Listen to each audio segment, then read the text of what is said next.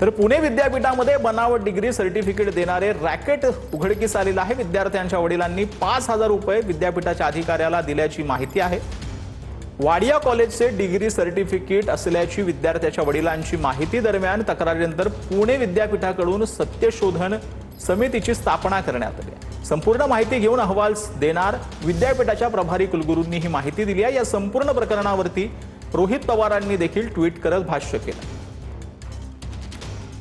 तर रोहित पवार यांनी आपल्या ट्विटमध्ये काय म्हटले ते आपण पाहूयात। पुणे विद्यापीठामध्ये बोगस पदवी देण्याचं दुकानच काही कर्मचाऱ्यांनी थाटल्याची बातमी अत्यंत धक्कादायक आहे। पुणे विद्यापीठातच 3-3 लाखांमध्ये बोगस डिग्री मिळत असेल तर यामुळे विद्यापीठाच्या लौकिकाला काळिंबा लागतेच।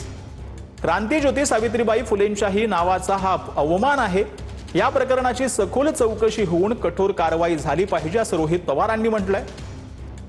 नामांकित असलेल्या या विद्यापीठाच्या कोणत्या विचारसरणीच्या लोकांनी ताबा घेतला आहे आणि यामुळे विद्यापीठाची अशी बदनामी होती असं रोहित पवारांनी म्हटलेलं आहे। याचाही अभ्यास झाला पाहिजे। राज्यपाल तथा कुलपती महोदयांनी यामध्ये गांभीर्याने लक्ष घालावं ही विनंती देखील यावेळेला रोहित पवार यांनी केली।